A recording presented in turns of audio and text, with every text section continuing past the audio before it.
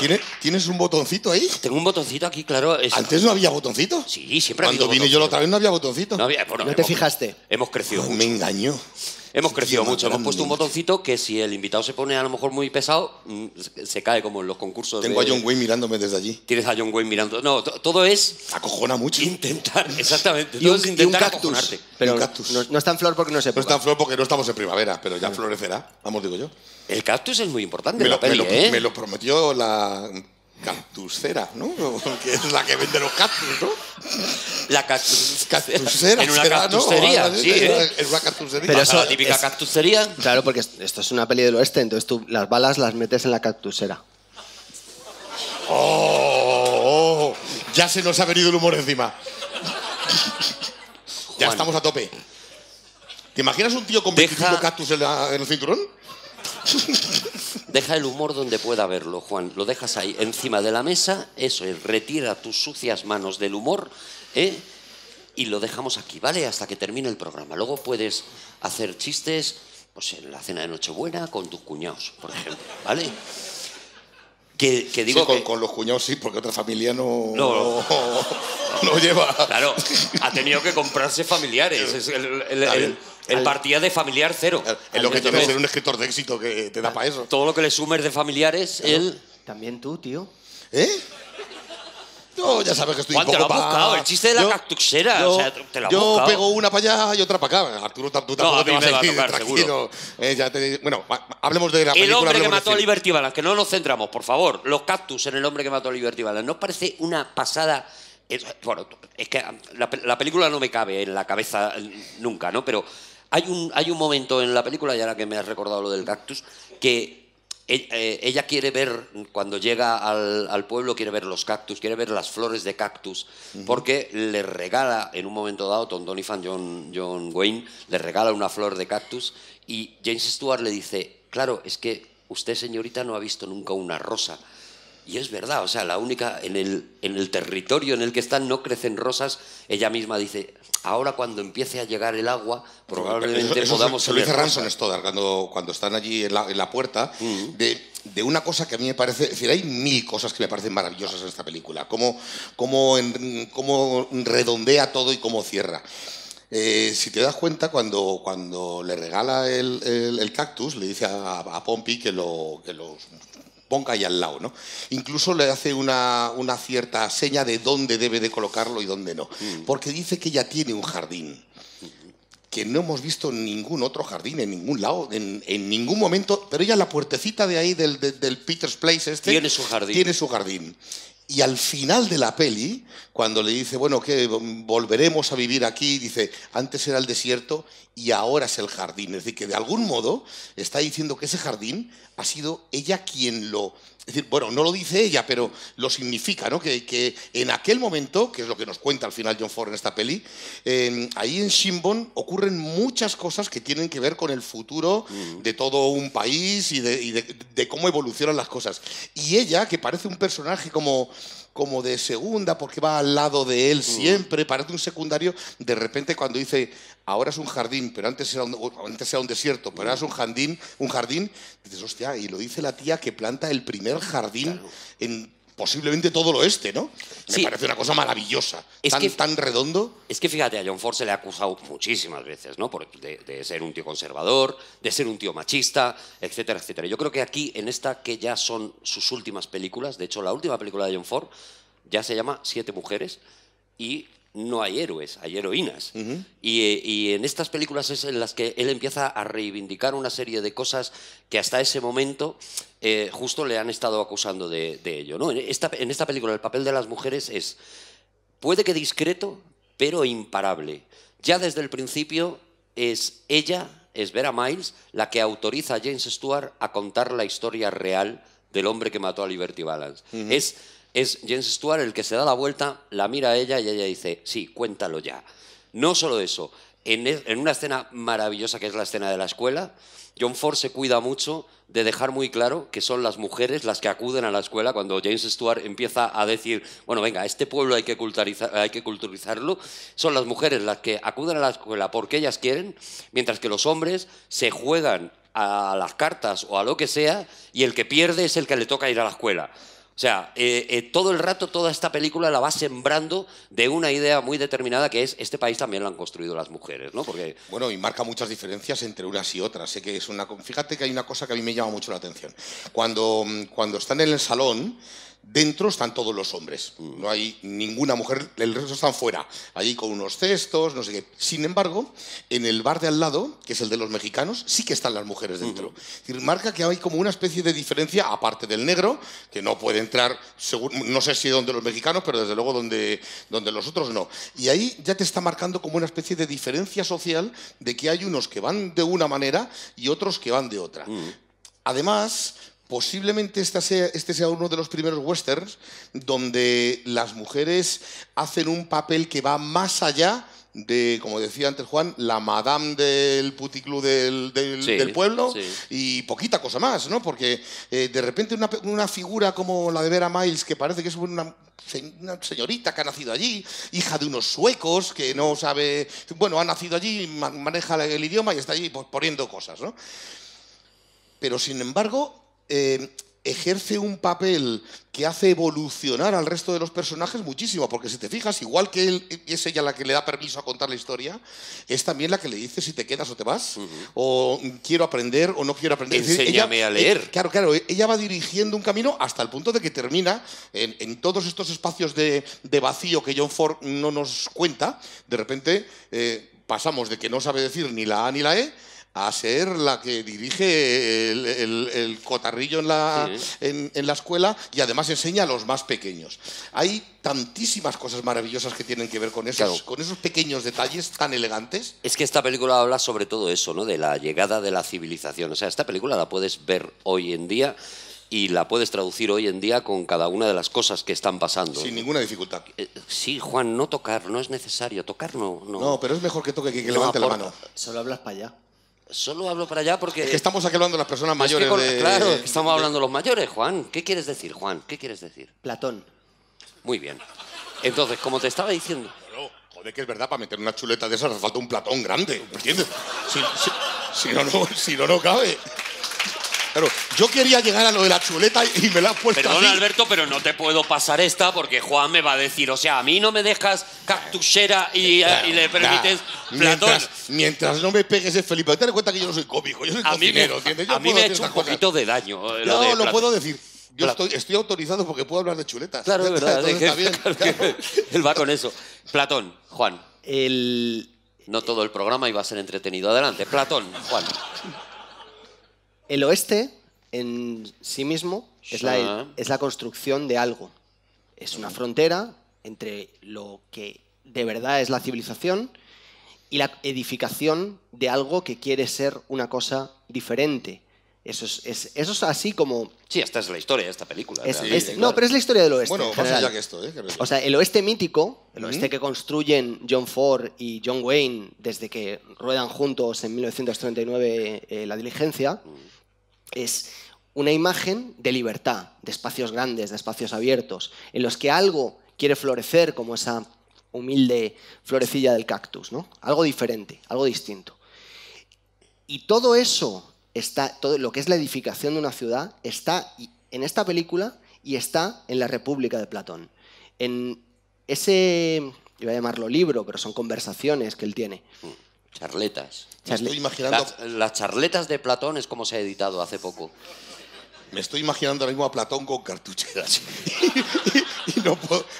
Perdón, las tres cosas que Platón considera básicas para construir una ciudad. Cuidado, Sócrates. Sócrates mucho ojo. es muy posterior. Sí, pero en mi universo no. En Claro, mi nuestro universo son griegos todos. Claro, ya ya está. Todos sí. griegos que charlan. En todo caso sería Aristóteles. Aristóteles, vale. Lo que hace... El bueno, el feo y el malo. Perdón. Guarda tu crítica de la razón pura donde pueda verla. Ese es Schopenhauer... No, ese es Kant. Uy.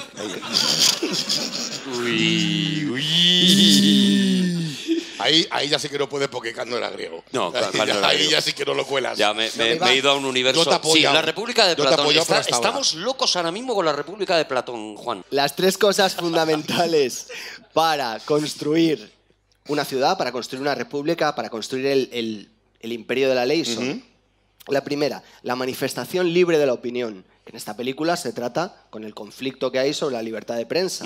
La segunda El es... cursaíto.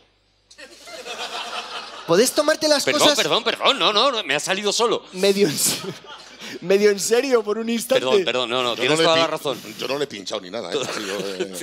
Tienes toda la razón. Te pido La pri- muchísimos perdones, La prim- Platón. Ya me he perdido. La segunda, la primera es la libertad de Estamos con lo de prensa. la prensa. La primera es la manifestación libre de la opinión. Ejé. La segunda, cosa que Platón considera, es la posibilidad de que todos juntos construyamos lo que queremos que nuestro pueblo, que nuestra ciudad, que nuestra civilización sea, es decir, el derecho al voto. Y La democracia. Sí, lo que pasa es que todavía es una protodemocracia. Vale. Pero La bueno, protodemocracia. por ejemplo. Yo quiero que estés tranquilo, Juan. Yo te voy a aceptar todas las cosas. ¿Y la tercera? Y la tercera es la capacidad de juntar las dos primeras. Es decir, cuando tú has Eso se lo he inventado. Sí. Eso último. La tercera no se la sabía y ha hecho como Claro, los, dice, en ahora los la exámenes juntamos. cuando no te sabías una y ya ponías algo. Los seres humanos deben ser todos iguales ante la ley. Cosas que te vienen, contestaciones de Miss España a lo mejor. La tercera es el derecho a tener tu propio estado, tu propia autodeterminación. Ujú. ¿Vale? Entonces esas tres cosas, que es lo que fundamenta la polis griega, es lo que los guionistas de esta película dicen. Nosotros vamos a enseñar cómo se construyó de verdad la frontera entre el oeste clásico, el oeste antiguo, el oeste del mito de Ford, que nos cuentan sus primeras películas y de repente, como una especie de transición, como un plumazo, nos pega un golpe y dice, todo lo que os he contado hasta ahora ya no vale. Y de hecho, fijaos, como hay una enorme transición estilística en Ford en esta película. Ford le conocemos por The Searchers, el Centauros del desierto. Centauros del desierto. El desierto sin O sea, cactus ni nada. sin cactus, Desierto claro. a cañón. Nos lleva a Monument Valley, nos lleva a esas escenas maravillosas con los indios, con los comanches a ambos lados de los exploradores mientras están centrándose, o sea, acercándose antes de llegar al río, espacios abiertos. Sí, películas muy grandes, grandes horizontes, grande. sí. No hay ni un solo horizonte en esta película. Todo transcurre en un sitio. Solamente hay dos. Primer plano y último. La llegada del tren y la ida del tren. la ida del De hecho, cuando ves el primer plano, la llegada del tren es como un plano un poco confuso. Si te fijas, hay unas sombras de unos árboles allí que el árbol es así y la sombra es como de 85 metros o algo así. Viene el tren y es el único plano en el que dices, estoy en el oeste, ¿no? Esa llegada, como dice Juan, a un terreno ignoto y bueno, donde van a ocurrir cosas. Ya está, sí. Sin embargo, después, yo no sé si exactamente esto ha sido así o no, pero da la sensación de que está rodado todo en estudio. De hecho, bueno, hay muchas escenas, incluso exteriores, que están rodadas en estudio. Dudo mucho acerca de la casa de Tom Donovan, si está rodado en estudio. No, parece que no. Pero lo que sí que está claro es que cierra mucho el plano y no te enseña más allá de 4 caballos y la propia casa. Chimpún, no... Es decir, podría enseñarnos aquello en plan, ¿qué casa tiene este tío en mitad de la nada? Que da la sensación de que se ha ido a vivir allí donde Cristo perdió el gorro.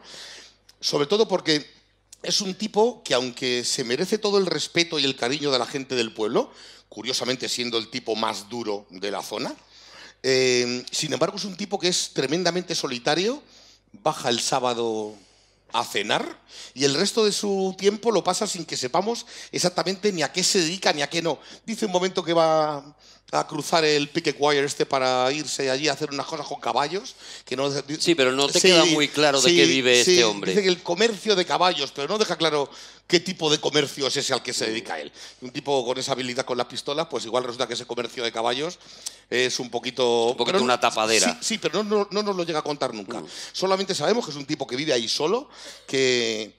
Ya siendo talludito, todavía duda si decirle a la guapa a la muchacha del pueblo que se quiere casar con ella, aunque todo el mundo lo dé por sentado. Me parece que es uno de los mejores personajes que tiene dibujados John Wayne, diría que en prácticamente toda su carrera, con muchísimos matices y además es que lo borda de arriba abajo. Y yo creo que ahí le ayuda mucho James Stewart. Que es la primera película que rodan juntos y John Ford de repente junta. Además es que si bien John Wayne está en su papel maravilloso, es que el papel de Ramson Stoddard creo que nadie lo podría haber hecho mejor que James Stewart, porque tiene ese físico aparentemente débil, pero con ese convencimiento que es capaz de transmitir. La dignidad, la bonomía, el sentido de la justicia. Nobleza interna, sobre todo. Nobleza interna, sí, en la expresión de James Stewart. Por eso, fíjate, se nota mucho y tenían mucho miedo, porque evidentemente cuando James Stewart llega supuestamente que acaba de terminar la carrera de Derecho al pueblo... Se le ve jovencito. Tú ves a James Stewart y dices, pues has repetido mucho. Te han quedado muchas asignaturas. Según le ves, dices, este estaba en la tuna. Claro. Pero es que... Sí. Pero es que ten en cuenta que no estudiaban de continuo, ahí la gente trabajaba de otras cosas y le costaba más. Lo sabían, John Ford lo sabía que se iban a hacer ese chiste, sabía que se iba a hacer el chiste ¿De la tuna? De la tuna, ese, sí. Lo apuntó él, dijo, seguramente digan lo de la tuna y tal, pero dice... ¿Puedo decir uno malísimo? Es que, claro, es que John Ford tuna, es muy fácil. De verdad, yo no puedo más. No le aplaudáis chistes malos a los invitados si no lo hacéis con Juan, por favor. Tío. Ya, no pasa nada. Vamos a seguir. Hostia, Sin embargo, él decía, John Ford decía, el público me va a ayudar, el espectador me va a ayudar. Porque cuando vean a James Stewart van a decir, efectivamente, este señor, que tenía 50 y tantos años ya... 53. Si ha acabado ya la carrera, se acaba de terminar la carrera este señor... El señor se ha pasado muchas horas jugando al mus en la cafetería. En España... Pero dicen, pero da igual, porque es James Stewart. En el momento en el que hable, de ley, de justicia, de tal, y veas lo que decía él, ¿no? La pureza de alma que tiene la presencia de Stewart, van a decir, vale, me da igual, venga, te lo quiero pasar, ¿no? Has dicho una cosa ahora que tenía yo así como guardadita, pero claro, como me has dado el pie, y esto no es un chiste malo, vas en cachondeo. Es que me parece que una de las cosas más interesantes que cuenta la película es precisamente, tú has dicho que él encarna la ley y la justicia.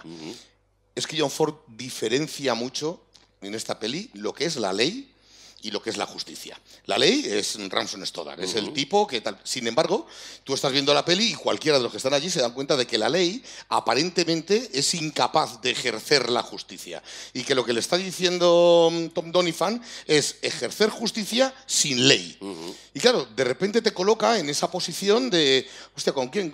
¿Dónde me quedo? ¿Me quedo con el tipo que es capaz de defender las leyes cuando dice, ya le tengo donde yo quería porque aquí pone no sé qué? Tú lo estás viendo y estás diciendo, sí, claro, le vas a meter todo el talego así, que espabilado. Y encima se lo vas a encargar al otro que es un Marshall de primera división, ¿sabes? Claro, ante eso, la ley. Y por otro lado está Tom Donovan diciendo, sí, lo que tú quieras, pero aquí el único que pone en su sitio, aquí al del latiguito, soy yo. Claro. No porque lleve pistola, que pistola llevan todos, sino porque yo soy más rápido, más fuerte, más duro y más de todo. Solamente hay un tío que es como más que él. Y porque es el colega, respeto. El colega de Liberty Balance, que le meten una patada en la boca y se levanta como un campeón. Sí. Pero le mete un patadón con la bota en todos los dientes y el tío se levanta y dice, joder, pero fíjate... la que me he llevado, la Virgen. Fíjate y no se le quita la sonrisa ni para Dios, porque nada más que reírse toda la peli. Fíjate la genialidad de esta película, que efectivamente el gran conflicto que plantea esta película es esa. Vale, hay unos tíos que han venido con la ley en un lugar donde no existía eso, pero hacen falta otros tíos que apliquen, que ayuden a aplicar esa ley, ¿no? Desde luego. Y como tú dices, te pasas toda la película pensando la ley, la justicia, la ley, la justicia. ¿Cómo se llama el malo en esta película? Es decir, el que provoca precisamente ese conflicto. Liberty Balance. Liberty Balance. O sea, todo está ahí. Pero es que James Stewart se llama Ransom, porque... Ransom, sí, es verdad. Porque significa rescate. Y es a lo que viene James Stewart, ¿no? Viene a coger ese universo salvaje. No. Significa rescate. Rescate es el payment for a rescue. O sea, ransom es el pago de un rescate. Claro, eso es, el pago de un rescate. Claro, pero es que no funciona tu metáfora. No. O sea, si llamara pero rescue... Liberty Balance, guay, ¿no? Es así. Vale. Esa ha sido muy buena. Esto luego se corta y ya está. Yo todo el rato tengo que quedar súper brillante. Entonces se quita lo de rescate y ya está. Este programa va a quedar en 10 minutos. ¿Tú has jugado al random? Sí. ¿Has jugado al random eso de...? Rescate. Al rescate. Es que se vio la peli de Mel Gibson y vio Ransom, Rescate. Ya está, apuntado. Pero hay que leer. Con esto lo peto. ¿no? Con esto lo peto. Oye, pero ¿sabes lo que de verdad es? O sea, lo que has acertado en lo que querías decir. Gracias. No en... Pero lo he dicho mal. Sí. No te encones ahí, que sé que tienes ganas. Metáfora. Toda la película es una metáfora de la historia de Estados Unidos y de el equilibrio entre lo viejo y lo nuevo en el oeste. De hecho, el personaje, lo ha dicho muy bien antes Alberto, el personaje de Tom Donovan lo que representa es el viejo oeste, el individualismo, el yo soy capaz de valerme por mí mismo. Tengo una pistola, con esta pistola que yo, I'm packing a gun, llevo una pistola en la cartuchera y con esta pistola soy capaz de defenderme, soy capaz de defender los ideales que me han traído aquí, que me han dicho, go west, young men, go west. Voy a labrarme una vida nueva en un espacio abierto. ¿Qué ocurre? Que llega un momento en que va tanta gente al oeste que eso deja de ser un espacio abierto, se convierte en civilización. Los valores de lo viejo y los valores de lo nuevo están conviviendo. Y fijaos la brillantez de John Ford al principio de la historia, que lo primero que nos enseña es un oeste muerto, un oeste caduco, un oeste que no se diferencia mucho de un pueblo a las afueras de Boston. Porque lo primero que nos enseña, que no se había visto antes en ninguna de sus películas, es un teléfono. Tú no puedes ver un teléfono en The Searchers, en Centauros del Desierto, porque para eso llaman a la policía. Ya Claro, que se ha perdido la niña, tal. Claro. Y se acaba la peli. Ves un teléfono, ves un tren que utiliza un motor moderno, no como los primeros trenes que tú tienes al principio en el oeste. Estás viendo calles... ¿Sabes el modelo del motor? Seguro que ¿El sí. modelo del motor te lo sabes? Seguro que sí, no le pongas a prueba. Oye, que me hace ilusión a mí. No, Pero no, es que yo ya me he equivocado con lo de Ransom y ahora no quiero que él quede bien. no me lo sé. No te lo sabes, No gracias. puedo, pero Gracias. Hay una cosa más bonita Eso me ha quedado todavía un mito. y es el acto de humildad que hace el propio John Ford nada más empezar la película. Él es muy consciente, hay que ubicarse un poco históricamente en el año en el que sale esta película, 1962. Quedan 2 años para que llegue un tío que se llama Sergio Leone y saque una película que se llama Por un puñado de dólares, que cambiará el western clásico y lo convertirá en el western moderno que ahora todavía está repicando Tarantino, ¿no? Cambiará completamente el concepto del western. Quedan 2 años para que ocurra eso y él ya da por muerto el western clásico y lo hace en una escena en la que se da por muerto a sí mismo. Porque lo primero, si os acordáis, que ve James Stewart nada más llegar al pueblo es una diligencia. Es decir, la gran película mítica de John Ford, la que inaugura el western clásico absoluto, una diligencia llena de polvo, hecha mierda, ya no vale para nada, ya está el tren, esto ya no tal, él mismo la limpia. Sale el cartel aquel maravilloso del Override. Eso es, James Stewart la limpia. Era esta, efectivamente, tal. Él mismo está muy consciente, porque era un genio, de que su estilo de rodar películas está muriendo. Su manera de rodar películas está muriendo. Y en esta película hace el gran canto del cisne del western clásico. Ya no se van a poder contar historias, ¿no? Y a la vez hace el gran canto del cisne de el salvaje oeste, con esa llegada del tren que anuncia todo, que anuncia, señores, ha llegado el orden, señores, ha llegado la necesidad de organizarse, señores, hay que empezar a ponerle puertas al oeste, hay que empezar a ponerle puertas al campo y ya esto ya no es un open ranch, como luego retomaría Kevin Costner en esa maravillosa película, ¿no? No es un campo abierto ya, ahora ya la gente necesita tener un terreno que sea suyo y un terreno en el que no se muevan los cowboys. Y que por eso le llamamos películas de vaqueros, porque todas las películas, casi todas las películas del oeste iban de eso, claro. De esos cowboys que iban atravesando el oeste, que dejaban pastar a sus vacas en cualquier lugar, porque todo el oeste era de todos, hasta que llega un señor y dice, ya, pero es que esto es mío. Y dice, no, hombre, no, es que tus vacas no pueden pastar fíjate, aquí. Hemos visto infinidad de westerns que están focalizados exactamente en esto, donde están los buenos y los malos peleándose a tiros por esta misma circunstancia.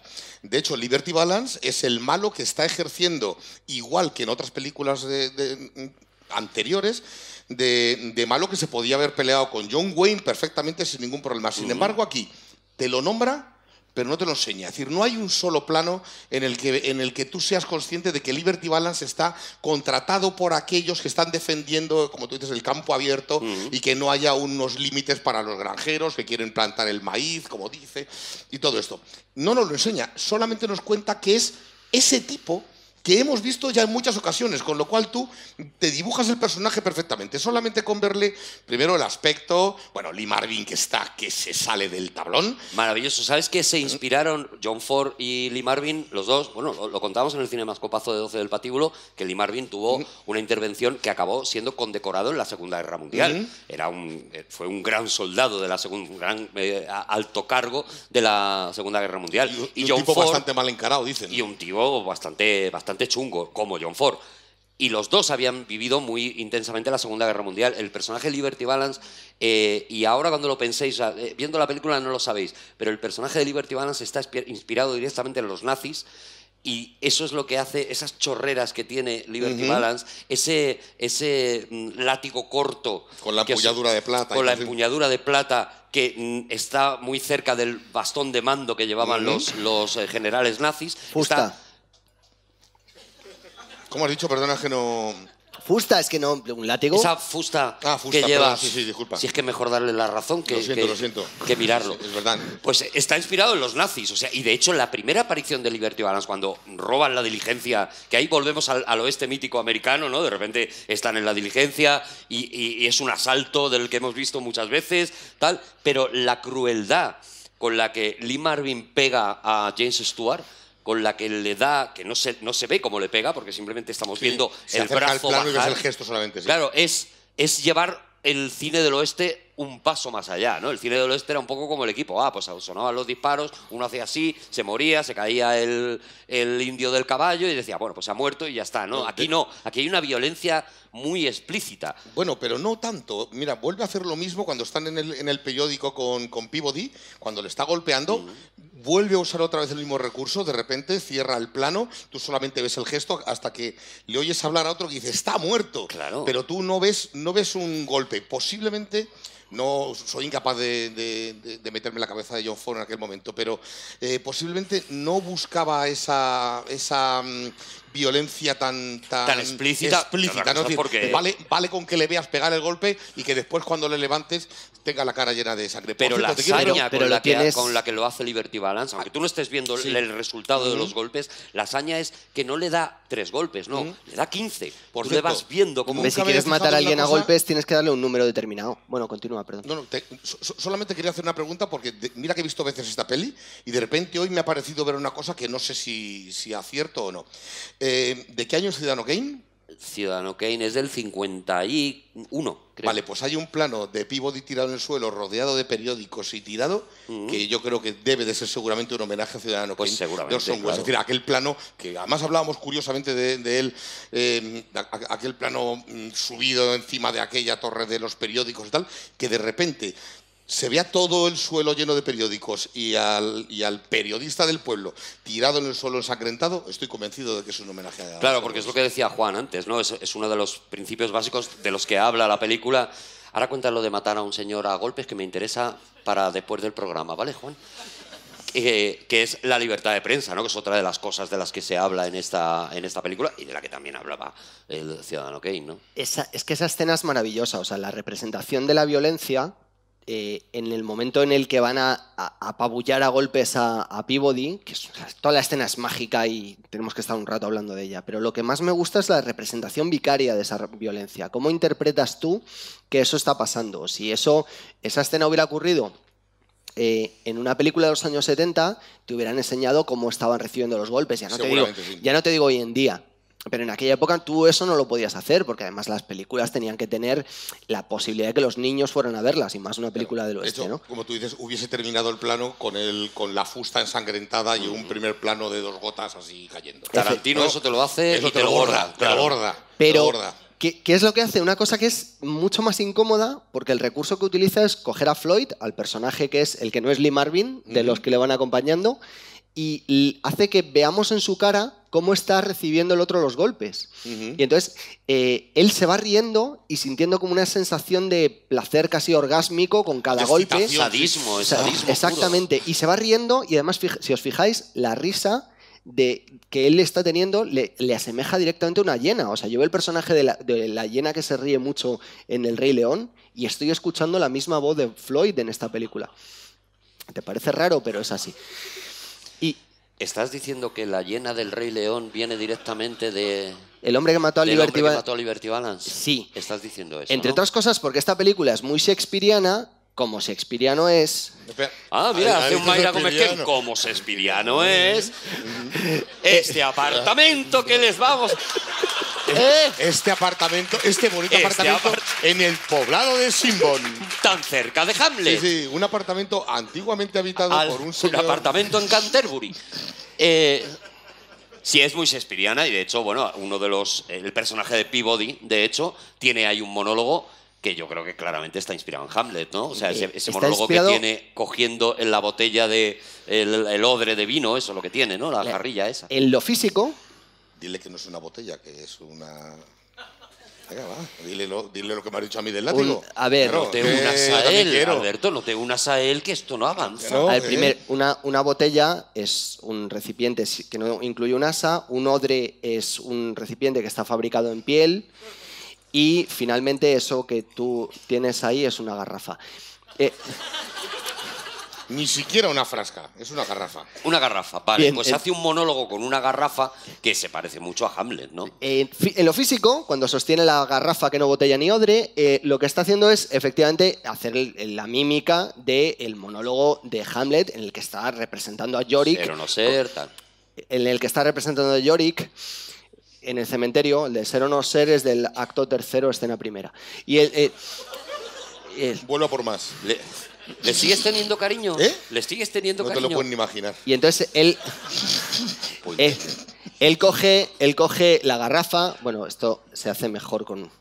Claro, hombre, no va a parar. Él coge la garrafa y él está hablando con la garrafa. Product placement, Coca-Cola. ¿Por qué he dejado el móvil en el cuartito? Que si no, ahora mismo desde aquí estás divino. Entonces él habla con la garrafa Si con como, esta cena no nos renuevan, yo ya no sé qué hacer. como habla Hamlet con la calavera de Yorick, el bufón al que él conocía también. Aquí estaba en sus labios, que besé repetidas veces, que a mí esto siempre me ha parecido un poco sospechoso. Pero bueno.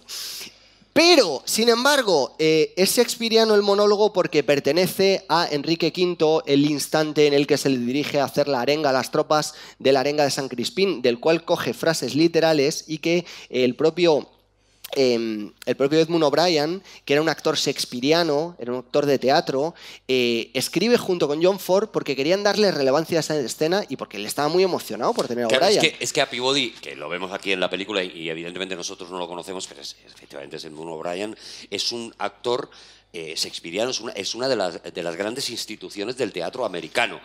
Y un tipo que le saca un jugo a su papel Claro, claro. absolutamente bestial. Cada frase que dice él está trabajada conjuntamente con él y John Ford para que sus apariciones sean un momento importante, porque a John Ford le importa mucho que él también represente la dignidad, que él también represente la valentía, ¿no? Y la famosa frase que dice él de imprime la leyenda, ¿no?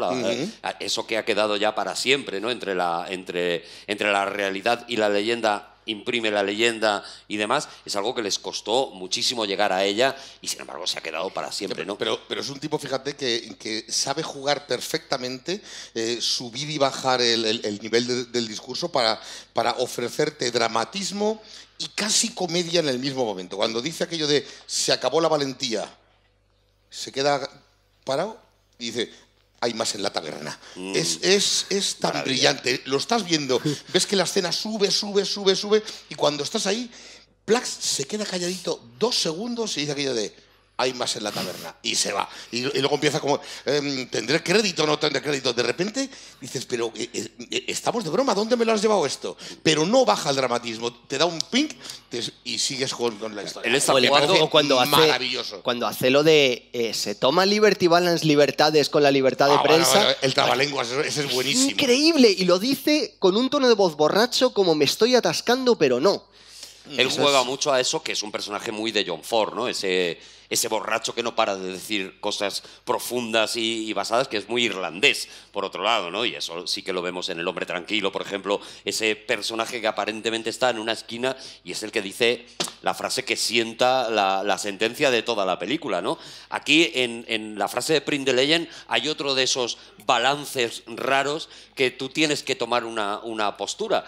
y que yo creo que están bien la que tomes, ¿no? Porque aquí lo que te está diciendo es, la libertad de prensa está muy bien, de hecho Peabody la defiende pues hasta casi la muerte, pero sin embargo hay un momento en el que dice, no, la libertad de prensa está muy bien, pero si la leyenda favorece a la civilización, si favorece al bien, entonces miente, publica una mentira.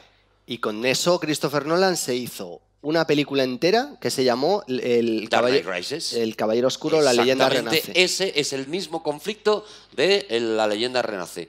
Exactamente ese. El juez Harvey no ha sido un buen juez, sin embargo, publicar que ha sido un héroe, fiscal, publicar que ha sido un héroe.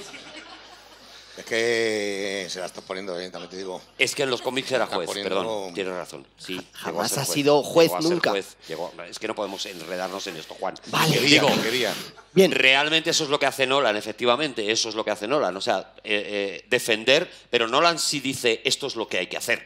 Hay que coger a un tío que ha sido una mala persona al final de su vida, ocultar esa parte de él, ocultar la parte oscura y publicar nada más que la leyenda. Pero fíjate que hay algo más en la evolución de lo que tiene que ver con la libertad de prensa en la película, porque al principio nos presenta una escena en el que el que es el actual director del Shimon Star, cuando está ahí donde el funeral, donde está el féretro de Tom Donovan, le dice, usted es un senador de los Estados Unidos, ha venido aquí y yo tengo derecho a saber la historia. Que es mucho más agresivo si lo comparas con lo que había ocurrido antes. Dice, yo tengo derecho a saber esto. Si hubiese habido Twitter, entonces fíjate lo que había sido. Claro, y el otro cede, claro, y el otro cede y dice, es verdad, tiene usted derecho a saberlo. ¡Qué diferencia! Porque cuando él estaba en el periódico, la noticia reseñable era que una pareja había tenido un niño de 4 kilos que se pensaban que iban a ser gemelos porque debía tener un barrigón. La mujer de categoría, no, al final no han sido gemelos, ha sido un niño de 4 kilos. Qué bien, pues lo publicamos, ¿no? Esto es la diferencia enorme entre la cultura anglosajona y la cultura a la que nosotros, por desgracia, pertenecemos, que es la latina, ¿no? Bueno, tampoco nos pongamos así, coño. Juan, ¿por qué? Hablo de cultura... Yo estoy bien, Juan. Cultura democrática. Está muy bien. Cultura democrática. Espérate que ahora nos va a dar otro palito. Claro, es que no nos olvidemos Lo hace como calmándonos cuando en realidad nos sigue dejando en la mierda. Perdona, pero adelante. Juan. La libertad de prensa se inventa en el siglo XVII en Inglaterra. Y de hecho, la libertad de prensa está tremendamente asociada al parlamentarismo. Es decir, tú de repente no eres capaz de concebir que alguien sea una persona que sea un servidor público y que no esté completamente a disposición todo lo que hace o todo lo que él es al mismo tiempo, ¿no? Y eso ocurre así hasta tal punto que todos los políticos norteamericanos y anglosajones publican sus agendas diarias. Hoy voy a estar en tal sitio, a las 7 me voy a reunir con este otro señor. Imagínate, no había Instagram y había que ponerlo ahí, claro. Imagínatelo aquí, que todavía tenemos que pelearnos. Con mis Lokis, pues ponían esas porque cosas. Nuestros políticos hagan su declaración de bienes antes de ser servidores públicos, ¿no? Por eso digo que hay mucha diferencia entre la cultura anglosajona y la nuestra. Es muy impresionante cuando Peabody de repente le ofrecen ser uno de los candidatos a acudir a ese estado y él dice, no, yo soy periodista. Yo cojo a los políticos, los construyo, los destruyo. Dejadme aquí. Claro, es fantástico cuando dice yo los construyo y los destruyo. Y los destruyo, claro. Pero también es verdad que es el borracho del pueblo, pero ojo, pero sí, está un poquito venido arriba. Sí, está ahí como venga arriba. En ese momento, ¿verdad? Claro, que se acabe esto, que me quiero tomar aquí una cerveza. Me hace mucha gracia cuando dice, una cerveza no es beber. Cerveza no es beber, no. Whisky es beber, pero cerveza no es beber. Pero... Vamos a ver, cuando termina yendo a la reunión aquella del Estado, porque, claro, se nos cruza un poco esa diferencia entre que pensamos que van allí a defender su terruño, pero en realidad están aspirando a algo mucho más grande. Es decir, están aspirando a que, como decía Juan, una vez que se ha conquistado esa parte del espacio, quieren ser un Estado nuevo. Hay un detalle muy interesante, y si os acordáis, cuando están en la escuela, Bueno, en esa escena la cámara gira mucho y te presentan diferentes cosas. Una de ellas es a George Washington, que está como, digamos, al lado de la pizarra, que es la de ¿cómo se diría? Hostia, voy a hacer un Juan, venga, el timetable. El timetable, sí. Vale, bueno, él utiliza aquello para escribir, y si te fijas hay una bandera de los Estados Unidos que tiene 37 estados solamente. ¿Los has contado? Es que son 7 por 5 más 2. 7 por 5, 35 más 2, 37. Di que sí, Alberto. Yo creía que era el único enfermo de este programa, pero ya somos dos. De los numeritos ya hablamos la otra vez también. Yo no estoy cómodo, ¿vale? En este momento yo no estoy cómodo. O sea, a mí no se me ha ocurrido contar estrellitas. Bueno, de verdad que no hay que contarlas, solamente hay que multiplicar. Pero...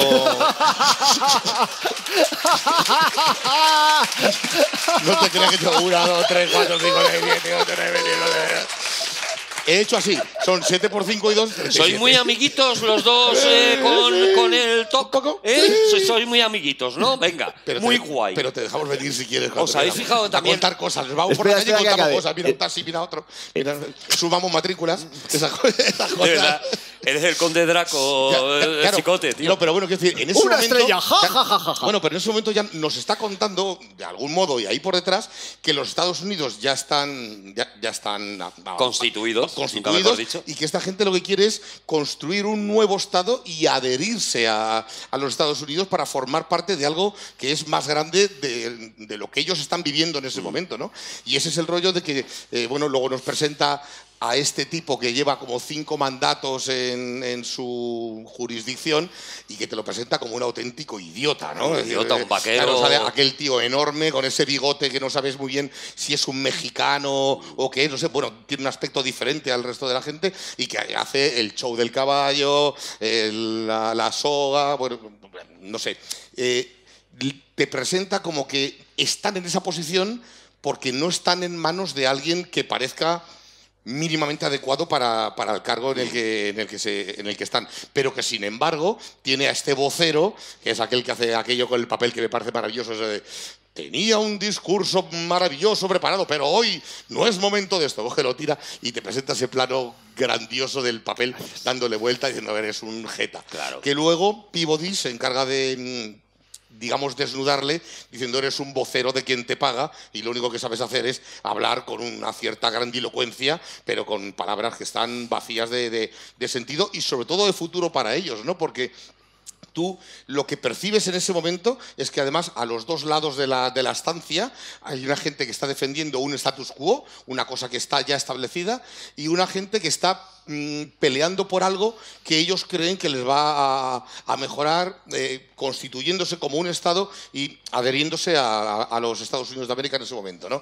Me parece que es uno de los momentos más mágicos de la película, y lo termina de rematar John Wayne cuando aparece con aquella chaqueta llena de polvo, es decir, no viene como todos aquellos que van súper elegantes a la reunión, todos en plan estamos construyendo algo importante, y llega Tom Doniphan con su chaqueta, su camisa negra cambiante, que si te fijas hay un par de escenas en la que de repente la camisa cambia de color y así, cosa que a John Ford le importa un huevo y me parece muy bien, le da igual. ¿Sabes? Ya, pero se pone allí, se pone en la escalera, se enciende un cigarro, cierra la puerta y deja a las mujeres fuera, que estaban mirando desde fuera, cierra la puerta y las deja fuera, y de repente es como un personaje que es un mero espectador.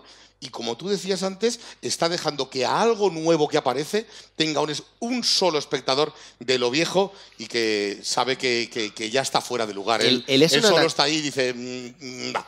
Él es un anacronismo ya en ese momento, pero si me permitís volver a la escena de... ¿Cómo no? Yo no he dicho nada, te lo ha permitido Alberto, yo estoy bien. Ya, pero aquí se supone que... Eso permitís, le tenemos que decir los dos. Claro, sí. Venga, sí, Juan. Se supone que ¡Que mandas avance tú. esto, Juan! Vale, voy. La escena de la escuela. O sea, a mí me parece lo más maravilloso de la película es ese instante. Ese momento en el que tú estás viendo a Ransom Stoddard, que está mirando a esa gente a la que está educando, que antes me he olvidado, el cuarto pilar de la República, Platón, era la educación. Pero era 3. ¿Eh? Tú dijiste que eran 3. Es que Él ha dicho de los que se acordaba, a lo mejor son 17. Lo vimos a 25, sí. A lo mejor son 17, pero según se van acordando, pues lo va sumando. Por ahora son 4. Y el 175 de la República de Platón, pues ya está, lo va diciendo él. Que pilares hay un montón, ¿eh? Que la educación es otro de ellos. Pero atención, Vale, sí. porque en esa escena está todo. Está ¿Dentro de la escuela, quieres decir? en esa escena dentro de la escuela. Vale, ahora te porque, voy a ¿os habéis decir una fijado? Tú te has fijado en la bandera con sus estrellitas, la multiplica muy bien. Tú te has fijado en George Washington, pero hay un plano maravilloso. O sea, primero tienes un plano general, en donde tú estás estableciendo quién está en esa escuela. Y tú tienes a los que trabajan en las tiendas, a un señor que trabaja con los vaqueros. Entre medias están también las mujeres y también unos cuantos niños mexicanos que se supone que no deberían estar ahí, porque los mexicanos están para freír frijoles y ya está. Y no es lo que yo piense, es que es lo que era así. Que ¿Vale? se supone que son familia del ¿cómo se llama? Del sheriff. O Del sheriff, del Porque él Link dice, he venido Applejack. aquí a ver cómo mi familia. Dices, ¿la familia de este? Claro, el ¿Ese tiene sheriff no familia, tiene el sheriff? ningún interés en recibir educación. No, ¿para qué? Ni en pringarse en nada. O sea, Nada parecido. el status quo está tan establecido que él mismo dice, a mí no me compliquen la vida, que en la cárcel solo tengo una celda y es donde duermo yo. O sea, fijaos qué poco interés en complicarse, ¿no? Y además deja un poco, como ha dicho ahora Alberto, deja un poco ahí sugerido que todos los niños mexicanos son sus hijos. Lo cual habla maravillas de No, ese señor que parecía poca cosa. Bueno, poca cosa. Tampoco te Bueno, creas. poca- Si te fijas, se llama Link. De los 120 kilos no le bajas. Link, ¡Ey! Es que estoy hagas con eso, la, Paul. con la metáfora de los nombres. Como ha fallado la otra, Y el apellido es Applejack, que supongo que sería donde llevaría. Da igual. Hay una cosa maravillosa justo antes de esa escena y es cuando él llega a comunicar aquello del nacimiento de los dos, digo, del niño de 4 kilos, y cuando él tiene que entrar a clase hay un momento maravilloso, es cuando se pone la chaqueta, se coloca, agarra el periódico y se pone como firme, está mostrando un respeto por lo que él mismo está haciendo. Podría haber entrado del mismo modo, es decir, al final es seguramente el único tipo que sabe leer en todo el pueblo, junto con el periodista y alguno más. Igual no necesitaría darle toda esa ceremonia, pero para él es importante lo que está haciendo. Es consciente Entonces, de la le aporta una dignidad. ceremonia, efectivamente una dignidad a esa figura de maestro. Es Claro, más, pero pide incluso- perdón por al llegar principio tarde. solamente abogado. Cuando él le presentan en la reunión, le dicen que es abogado y maestro. Y maestro.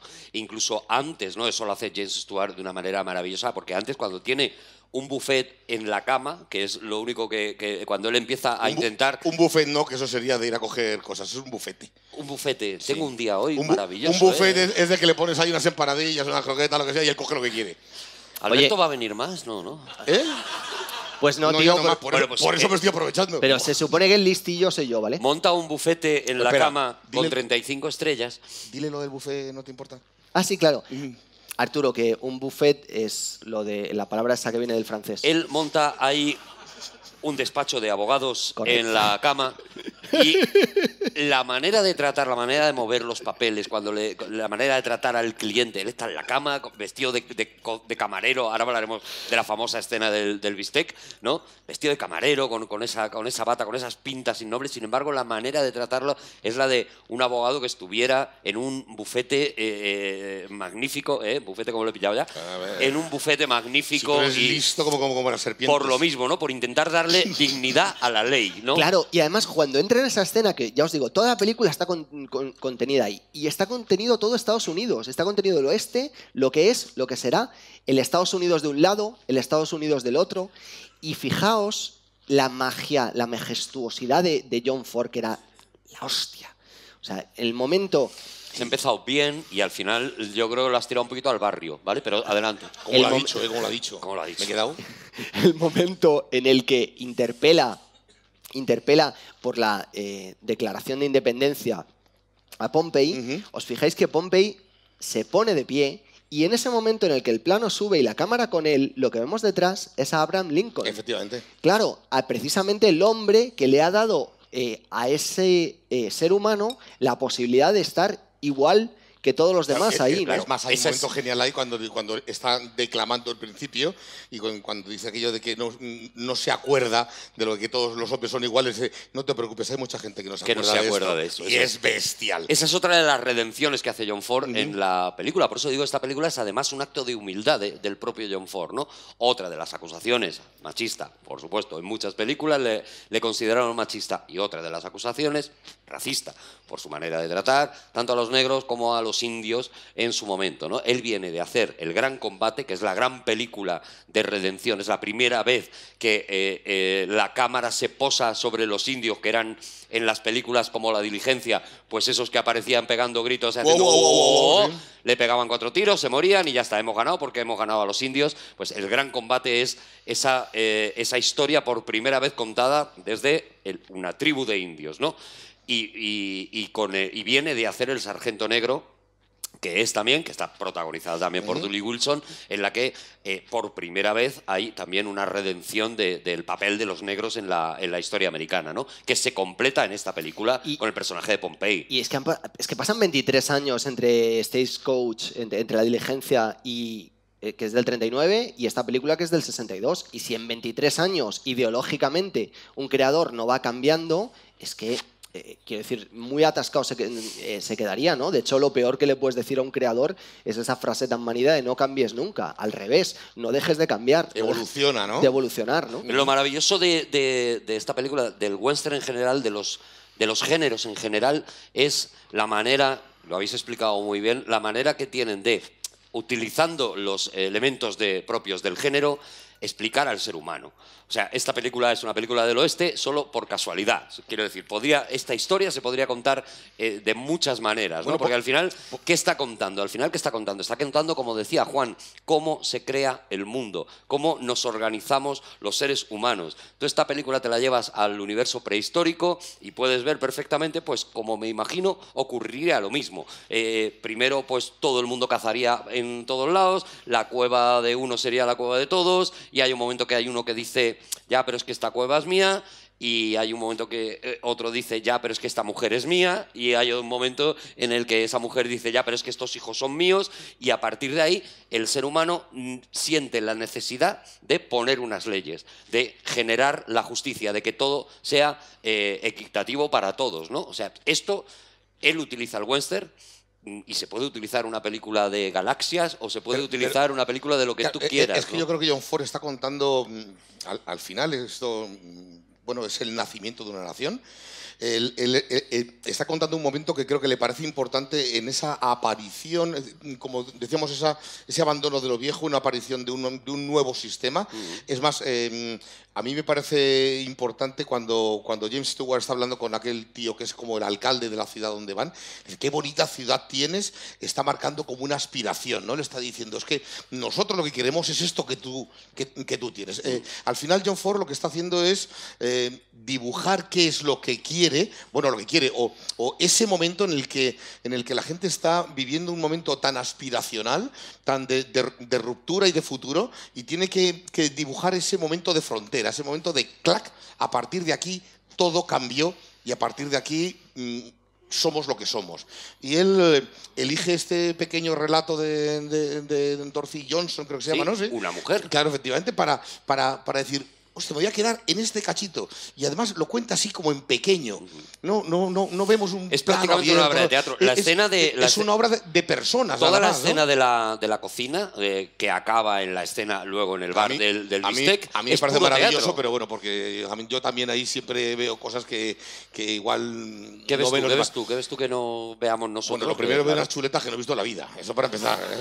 Esas vacas de 2.300 kilos no las he visto yo son de diplodocus en ningún lado. Pero bueno, es que igual entonces era así. Esto debía ser un Angus de esos desenfrenados, ¿sabes?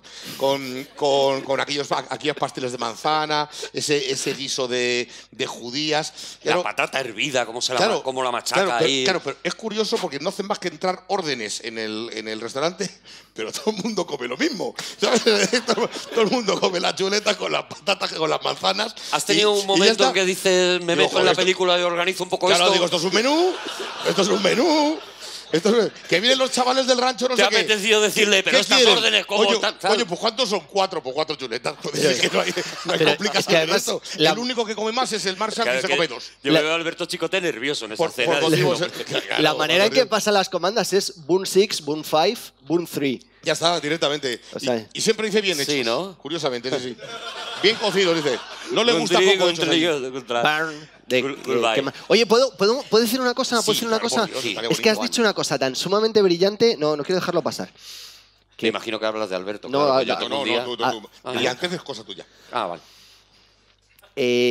Has dicho antes que efectivamente... Pido perdón, ¿vale? Por la... esta es la historia de la construcción del mundo. Esta es una película extraordinariamente americana, pero también es una historia que, vista hoy, es la historia de todos nosotros. O sea, Claro, no es muy difícil imaginar que la construcción del hombre o la construcción de nuestro propio día a día, hoy mismo, aquí en España, también pasa, es precisamente lo que tú decías antes, ¿no?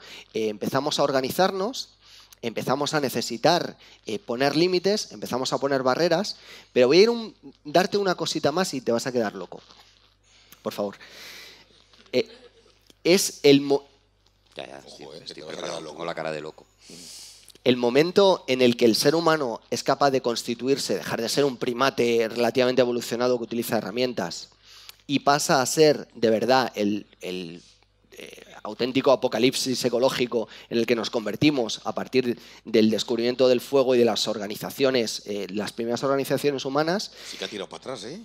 no es solo la creación de las leyes, que al fin y al cabo son cosas que un mono establece leyes. Tú no puedes tocarle la comida al macho dominante. Eso es así. Sin embargo, la manera de construir de verdad sociedades grandes es a partir de la imaginación. Cuando el ser humano es capaz de pensar que existe la posibilidad de construir un relato y de transmitir esa información de ese relato, las sociedades se aglutinan en torno a esos relatos. Nosotros somos los que vivimos en este valle y este valle tiene un árbol sagrado y alrededor de este árbol sagrado estamos nosotros y luego están los del otro valle con los que nos peleamos o con los que hacemos comercio o lo demás. Pero nosotros somos los que estamos aquí. Entonces hemos creado una mentira, porque al fin y al cabo eso es un relato, y sobre esa mentira nosotros edificamos algo y cuanto mayor sea la mentira y mayor capacidad de creer en esa mentira nosotros tengamos, más fuertes seremos, una sociedad más grande seremos capaces de construir y seremos capaces de ser mejores.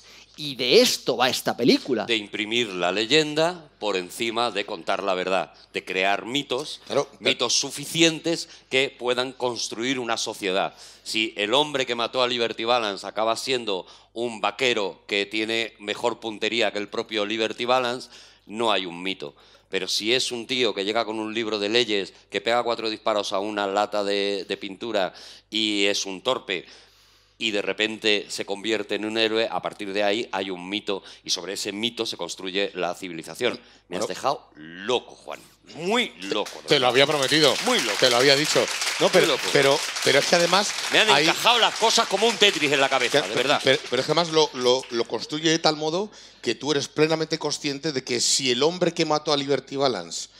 Perdón, si todo el mundo supiese quién fue el hombre que mató a Liberty Balance, las cosas no hubiesen sido ningún modo igual. Entonces, entre otras cosas porque le mata un poco a los ratas. Y porque se daría razón... se daría razón a uno de los dos lados del balance. Claro, pero al final de la peli, cuando el tipo de la empresa ferroviaria le dice lo que haga falta para el hombre que mató a Liberty Balance, te das cuenta de que no es real.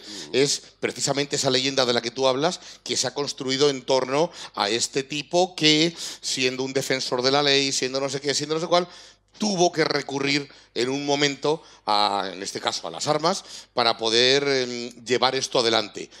Cosa que no hubiese podido llevar adelante Tom Donovan, porque solamente tenía, como tú bien dices, una puntería o una rapidez con las armas mayor que la de su contrincante, pero nada más. Y porque todo es mentira. Juan, necesito que me digas ya la escena, tu escena favorita. Sí, ya lo he dicho antes, la de la escuela y no te bajas de ahí, ¿no? No me bajo de ahí. Alberto, ¿cuál es tu escena favorita del hombre que mató a Liberty Balance? Igual no es la mejor escena de todas, pero encontrarse en un plano con Lee Marvin, James Stewart y John Wayne a la vez me parece absolutamente mágico. Entonces ese momento en el que están Lee Marvin y John Wayne a punto de enfrentarse en el salón del restaurante y él se levanta, coge el filete, lo intenta poner en el plato, se le cae y dice: ¿de verdad os vais a matar por un filete?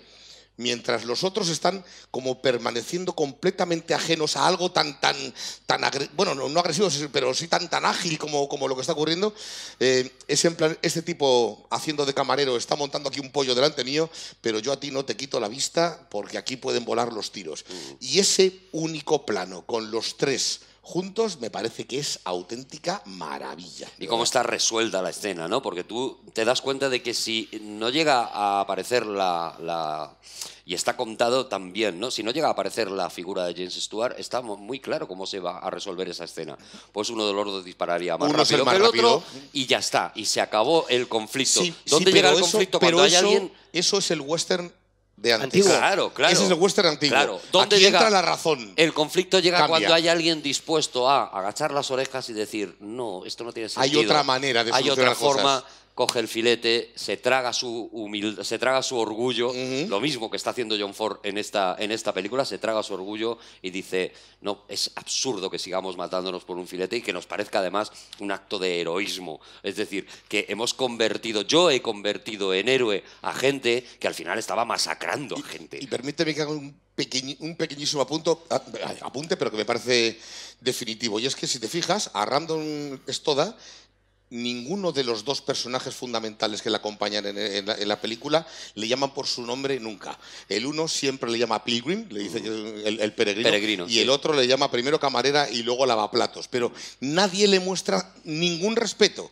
Y sin embargo, es el tipo que termina siendo ese nuevo poder en el oeste, habiendo sido lo mínimo. A mí me parece un tratamiento del personaje absolutamente brutal. Yo me voy a quedar con una escena porque habéis dicho todas las maravillosas. Espera, pregúntaselo tú, dile lo de la escena, que si no...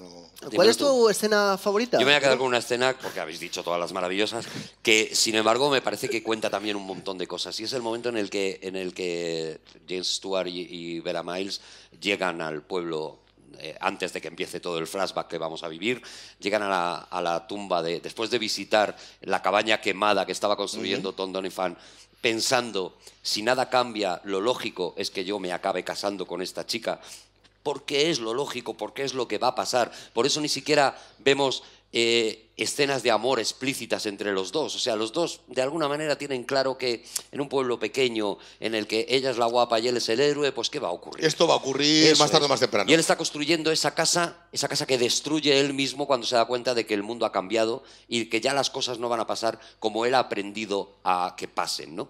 Y hay un momento magnífico cuando abren la tumba de Tom Donovan y se dan cuenta de que no tiene sus botas. Y le dicen, no, las botas se las hemos quitado porque eran muy buenas, se podían aprovechar. James Stewart dice, que luego las vemos y dice, joder, sí que tenían aprovechamiento las botas, sí. Claro, todavía tenían... Dice, estaban casi nuevas. Imagínate cómo eran allí las cosas. Y dicen, devuélvanle la cartuchera y alguien también responde, hace muchos años que ya no llevaba pistola. Yo creo que el gran héroe de esta película, sin duda ninguna, es el personaje de John Wayne, porque es capaz de tener, con toda su simpleza, con haber nacido en un pueblo pequeño, sin haber conocido más mundo, es el único que es capaz de tener la perspectiva suficiente de darse cuenta de que el mundo ya ha cambiado, de que ya la pistola que a él le ha hecho grande, la casa que él pretendía construir y la mujer que pretendía tener, las ha perdido única y exclusivamente porque el universo, el mundo, necesita algo mejor que el mundo que él tenía, ¿no? Esto es algo que nos cuesta mucho hacer a los seres humanos. O sea, los seres humanos cuando crecemos, lo que hacemos es decirle a los jóvenes que su mundo es una mierda. ¿Por qué? Porque lo consideramos una amenaza para el que hemos construido nosotros, ¿no? Por eso me parece un sabio, un genio, el tío que mayor, con un mundo construido, renuncia a ello y dice, no, hay que dejar paso a la nueva gente, al nuevo progreso, ¿no? Y esa es mi escena favorita. Y que cuenta, para que veáis el enorme actor que era John Wayne y lo bien que le dirige John Ford en esta película, que cuenta una historia de amor en la misma frase, dicha de dos maneras distintas. Una, cuando sale de la cocina y le dice, Hayley, qué guapa estás cuando te enfadas. Y se marcha confiado de que esa es su chica, de que esa es la que será su esposa algún día. Y otra, cuando finalmente vuelve a salir de la escuela y le vuelve a decir, Hayley, qué guapa estás cuando te enfadas. Y ya no es su chica, ahora es de Ransom. Se lo dice, incluso le dice a James Stewart, ahora ella es tu chica y ahora este es tu pueblo. Misma frase, dos tonos, una historia de amor. Ha renunciado a su vida porque por el bien de la comunidad, ¿no? Bueno, el tío salvaje. Pero de hecho que él renuncia a algo más que esto. Cuando un tipo que lleva escrito en la frente que alguien le va a pegar un tiro y alguien va a ser más rápido que él en algún momento, el tipo se ha muerto porque se ha muerto. Y cuando dicen que no llevaba pistola y sin que nos cuenten qué ha pasado, tú directamente te has imaginado que ese tipo se ha muerto pues de mayor, que le ha dado un lo que sea y se ha quedado frito. Pero claro, lo lógico es que un personaje que es el duro del oeste, el medio defensor del pueblo, un día en el western clásico, un día se encuentra con alguien que sencillamente es más rápido que él, le descerroja 2 tiros y lo deja tirado en la calle principal del pueblo. Sin embargo, no. Sin embargo, te dice que él ha cambiado, que él ha abandonado su pistola, que ha llevado una vida, desde luego no en la casucha aquella porque está quemada y tal. Sí. Ya no sabes dónde se ha mudado, no sabes qué ha hecho, y pasa por encima de todo esto para decirte solamente que es un tipo que ha muerto aparentemente muy pobre porque las condiciones en las que lo entierran, pues fíjate. ¿Sabes de lo que muere el pistolero más rápido del oeste? Muere del peor tiro en el corazón posible. De amor. Esto está cerrado, ¿eh? Esto ya está cerrado. Yo es que ya no me queda más que cerrar esto. ¿No? Pues dilo. Pero fíjate, solo voy a decir una cosa ya antes de terminar. Y es, parece que hemos exprimido toda la película, ni de coña. Si la vuelves a ver ahora, empiezas a sacar todavía mucho más. Es lo que tienen las obras maestras, ¿no? Te hacen ser una persona distinta cada vez que te metes en ella, la atraviesas y sales de ella, ¿no? Y ahora ya sí. Hasta aquí, Cinemascopazo.